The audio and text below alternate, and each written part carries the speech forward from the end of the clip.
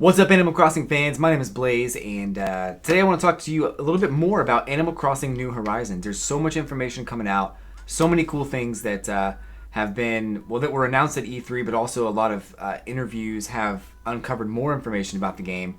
And this one I think is very interesting because it's something that I am really glad that they're doing. And if you saw the cover photo, you know what I'm talking about.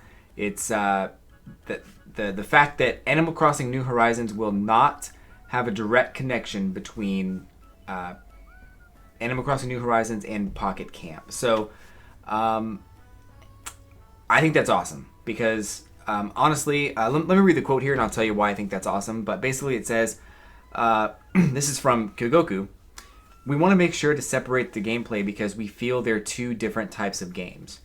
So that says it all to me, and I agree completely. They are two different types of games. So since they won't have any sort of direct connectivity, there are already collaboration items being planned for the two games. So that may just indicate that there's going to be, Pocket Camp related items like a mini RV or something like that in New Horizons. Not necessarily that you'll be able to transfer items over or that you'll be able to go between the two games with any items or anything like that. I'm actually really happy about this because I, for one, as much as I thought Pocket Camp was I didn't like Pocket Camp. I'm going to be honest with you. I didn't think it was that cool. I mean, there are some things I liked. I'll tell you straight up. I liked the graphics. The graphics were great. I loved the visuals of the game. They looked like Animal Crossing, and it looked very, very true to the theme and the style of the game. The controls were fine. I thought the controls were great. The environments were small, but it was a mobile game, so I expected that in some ways. I liked the music, the sound. That was all great. Like they did a great job in all of those categories. What I didn't like about Pocket Camp is two things. Number one, all of the villagers didn't feel the same. They all felt too generic, and I felt like I was just giving them items in exchange for their friendship, and there really wasn't any kind of interaction there. In New Leaf, you became friendly with villagers and you grew attached to them because of the interactions that you have with them. But all of the interactions in Pocket Camp felt the same, and at some point you could even skip them. So there really isn't any depth to the villagers in Pocket Camp, and I found myself just tapping the screen to get through the dialogue just to give them items to get friendship in return. And to me, that didn't capture the magic that Animal Crossing, New Leaf, City Folk, Wild World, and Population Growing all captured. But aside from that, the other thing I didn't like is that while Nintendo has stated they are trying to pull back from microtransactions in their mobile games, Pocket Camp does not seem to be affected by that. In fact, looking at some of the rare items, and some of the event items, like it's not possible to get some of those items through the normal course of play.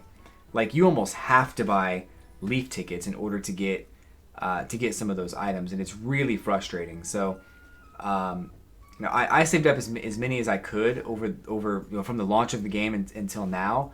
I didn't spend a single one, and some of the items that are available, they just cost so many Leaf tickets, or they cost so many materials, or so many special items that during the course of an event you can't get them all.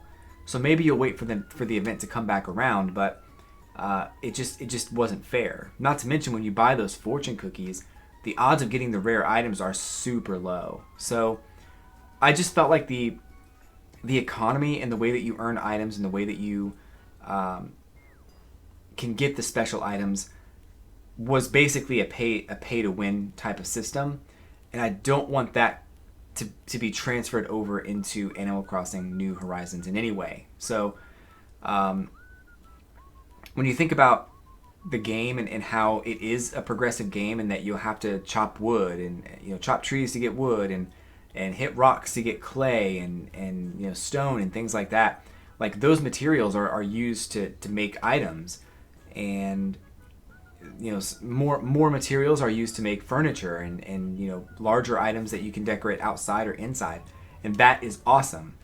But if you told me that 2 weeks into playing the game you could transfer all your items from Pocket Camp.